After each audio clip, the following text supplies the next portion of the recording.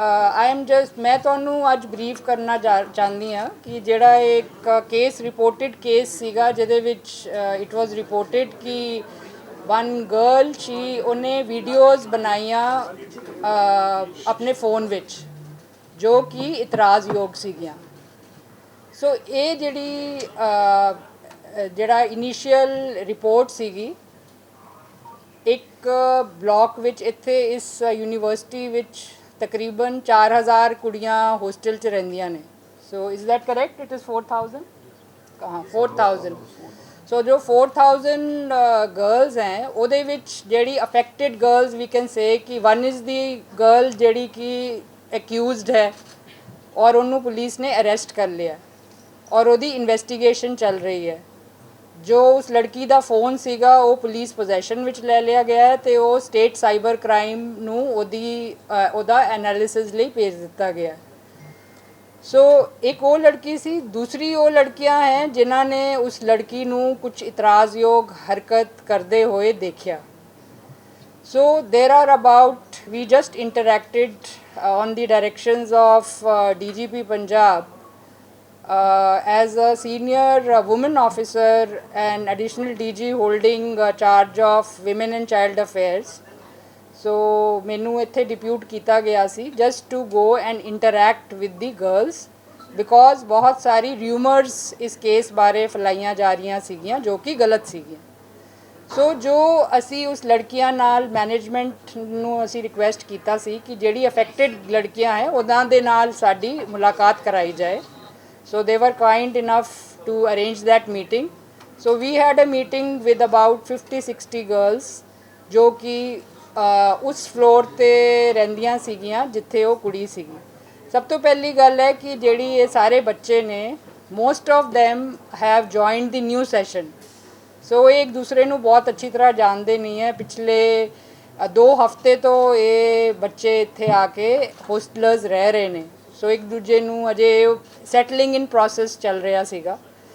तो एक जिहड़ी लड़की जिन्हां नाल असीं इंटरैक्ट किया उहदे विच 3-4 कुड़ियां हैं जिन्हां ने एक्चुअली देखा कि जिहड़ी लड़की जिन्हों असीं अरेस्ट किया है कि वो जिहड़ा कॉमन वॉशरूम है, कॉमन वॉशरूम विच वो she was taking some picture विच दे थॉट कि वो बाथरूम दे डोर तो थल्लों तो लै रही है। So when they saw her doing this kind of thing, so they then reported the matter to the warden. They questioned her, ओदी उन्होंने फ़ोन नू ज़्यादा चेक नहीं किया और ये वार्डन नू दे दिता गया। उस तो बाद वार्डन ने ये पुलिस नू हैंडओवर कर दिता सीगा बाद विच जदों FIR दर्ज हो गई और लड़की दी अरेस्ट हो गई। So first of all those girls have sad कि जी कोई भी इस तरह की गल नहीं सीगी कि मतलब किसी लड़की एक लड़की ने कहा जी कि मैं तो थोड़ा जिहा एंगजाइटी हो गई सी मैनू तो ये सारी गल्लां सुन के तो मैं लेकिन लोगों ने ये अफवाह फैला दी है कि सुसाइड कर लिया। So first thing I want to clarify is कि after the interaction with the girls are very happy now कि जी सर दे फील सिक्योर कि their concerns have been addressed. So concerns उन्होंने यही सीगे कि उस जिहड़ा फोन विच उन्हां दी कोई इतराज़योग वीडियो ना होवे। जदों पुलिस वालों चैक किया गया प्राइमा फेसी सानू इस तरह की कोई भी वीडियो नहीं मिली।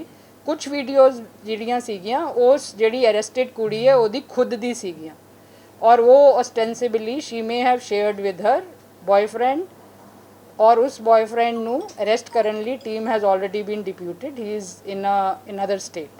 So he is the police party has been dispatched.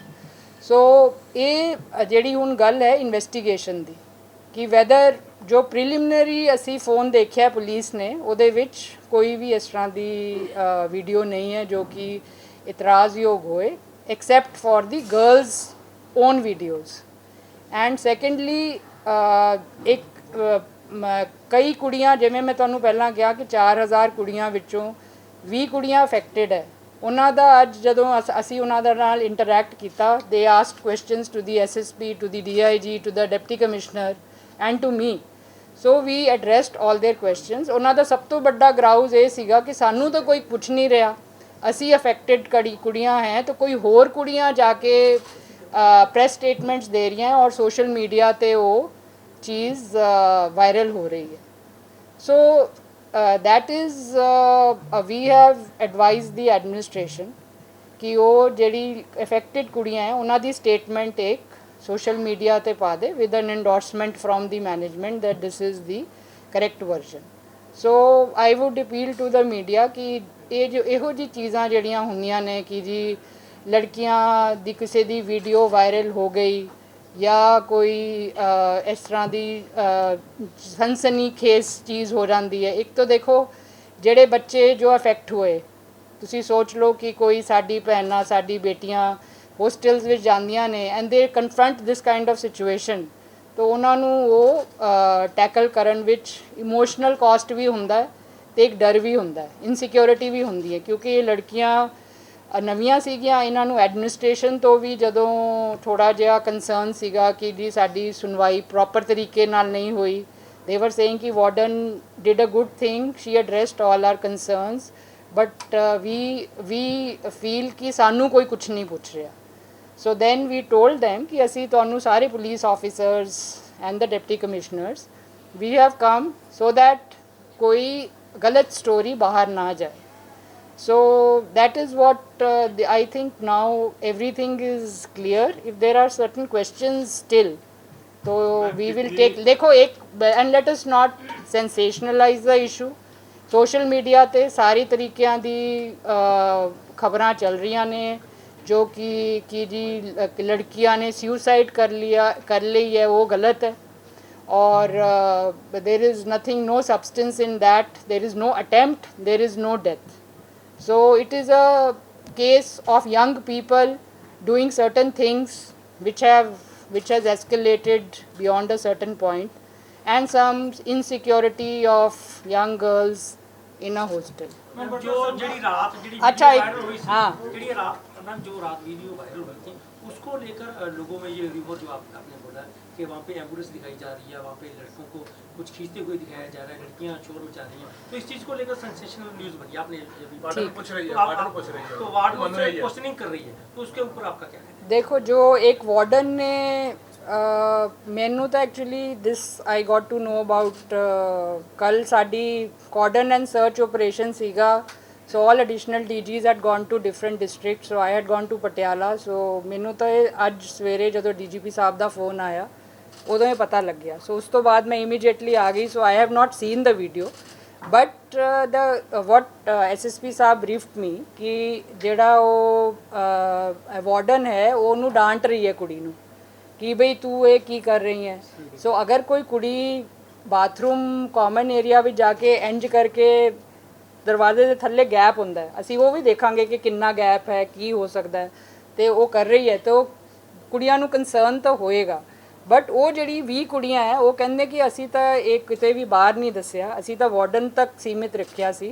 ये बाकी जिहड़ी वो कुड़ियां है वो अननेसेसरी इनू out of blowing out of proportion. Ma'am Shimla के लड़के का क्या कनेक्शन है मैम? शिमला के लड़के का वो जो शिमला का लड़का है he is apparently known to that girl and उसका जब उसकी अरेस्ट होगी और फिर इस लड़की की क्वेश्चनिंग होएगी और लड़के की क्वेश्चनिंग होएगी और फ़ोन का फोरेंसिक एनालिसिस होगा तो I think the things will be crystal clear. Ma'am, how many videos have been recovered from the phone and is there any possibility that girl or boy might have deleted the other videos? जो deleted videos हैं there is a possibility to forensically recover them. So we have as I already told you we have given the phone for forensic analysis. So that should be clear enough. जब वो report आएगी let us not base anything on presumptions and assumptions. So let scientific evidence make a decision in the case. Ma'am जो 20 लड़कियों से आपने बातचीत की है क्योंकि पेरेंट्स लगातार इस बात को लेकर बहुत सारे पेरेंट्स अपने बच्चों को लेके भी जा रहे हैं तो उसके लिए आप कुछ बोलना चाहोगे कि अभी सारा कुछ पीसफुल है और उनको कोई देखिए मतलब जो मेरे असेसमेंट में और हमारी यहाँ पे जो डिस्ट्रिक्ट एडमिनिस्ट्रेशन की SSP DC and DIG range IG range are sitting. So इनका जो हमारी असेसमेंट है इट इज़ नॉट अनकॉमन कि यंगस्टर्स जब इस एज में होते हैं तो कई चीज़ें दे डू जो उनको नहीं करनी चाहिए।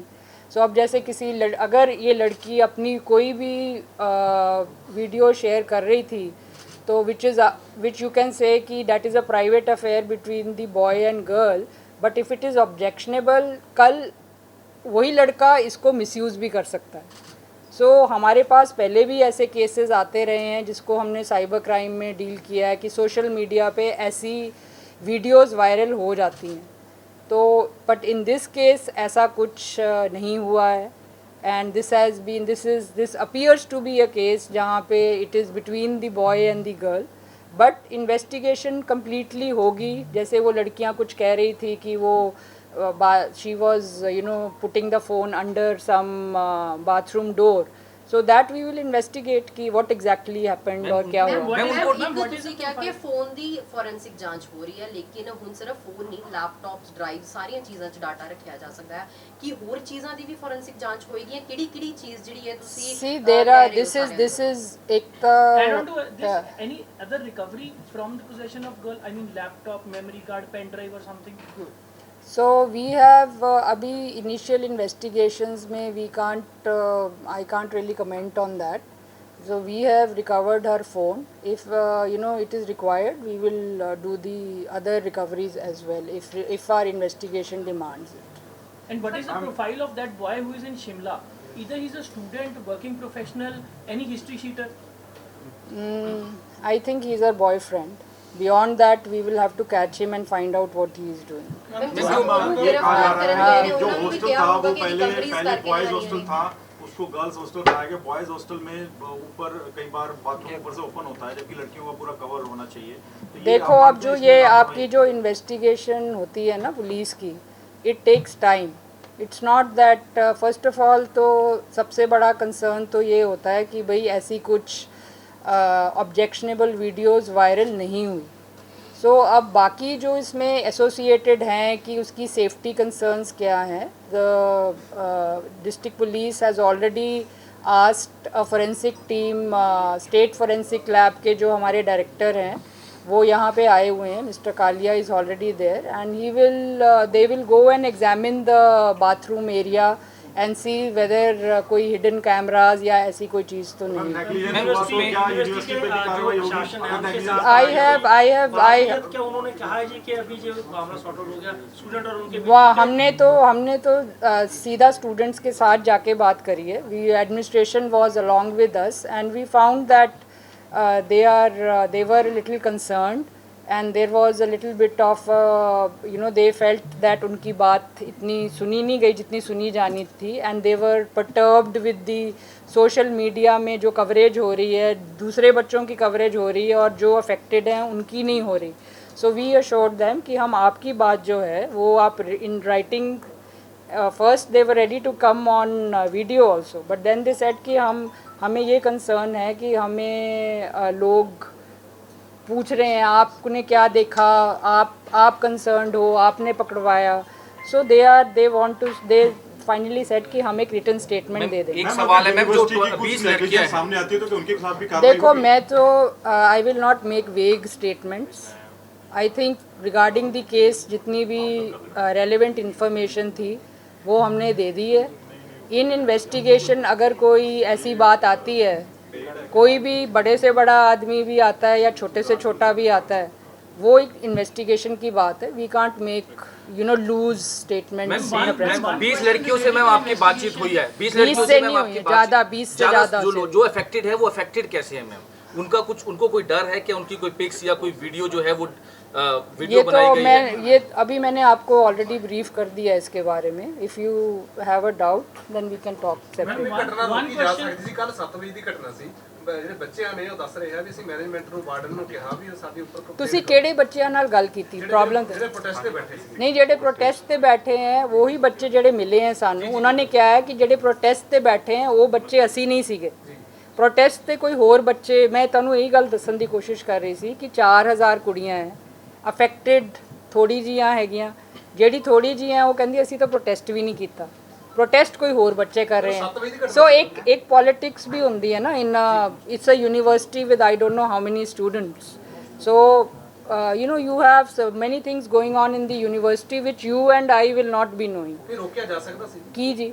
ਜਿਵੇਂ ਇਹ ਘਟਨਾ ਵਾਪਰੀ ਹੈ ਕੱਲ ਸਵੇਰੇ 7 ਵਜੇ ਨਹੀਂ, ਘਟਨਾ ਕੀ ਕਿਸ ਚੀਜ਼ ਨੂੰ ਰੋਕਿਆ ਜਾ ਸਕਦਾ ਹੈ? ਜਿਹੜਾ ਇੱਕ ਪ੍ਰੋਟੈਸਟ ਹੋਇਆ ਜਦੋਂ ਮਾੜੀ ਜਿਹੜਾ ਦੇਖੋ ਮਾਂ, ਮਤਲਬ I would agree that better communication, ਜੈਸੇ ਹੁਣ ਅਸੀਂ ਗੱਲ ਕਰ ਰਹੇ ਹਾਂ, ਪਰ ਕਈ ਵਾਰੀ ਕੀ ਹੁੰਦਾ ਹੈ ਕਿ ਗੱਲ ਨੂੰ ਸਮਝਣ ਵਿੱਚ ਵੀ ਟਾਈਮ ਲੱਗ ਜਾਂਦਾ।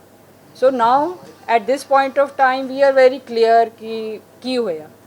ਸੋ ਜਦੋਂ ਤੱਕ ਨਹੀਂ ਕਲੀਅਰ ਹੁੰਦਾ ਉਦੋਂ ਤੱਕ ਕਹਿਣਾ ਵੀ ਮੁਸ਼ਕਲ ਹੁੰਦਾ ਹੈ। ਐਂਡ ਫਿਰ ਉਹਦੀ ਅਫਵਾਹਾਂ ਫੈਲ ਜਾਂਦੀਆਂ ਨੇ, ਲੋਕ ਪ੍ਰੋਟੈਸਟ 'ਤੇ ਬੈਠ ਜਾਂਦੇ ਹੈ। ਇੱਥੇ ਪੁਲਿਸ ਕੱਲ ਤੋਂ ਹੀ ਇੱਥੇ ਆਈ ਹੋਈ ਹੈ। ਸੋ ਯੂ نو ਥੋੜਾ ਟਾਈਮ ਲੱਗਦਾ ਹੈ ਹਰ ਇੱਕ ਚੀਜ਼ ਨੂੰ ਕਲੈਰੀਫਾਈ ਕਰਨ ਹੋਣ 'ਚ। One question related to investigation: either police is smelling it as a deep-rooted conspiracy nexus, or just ruling it out and stick to these two people, girlfriend and boyfriend.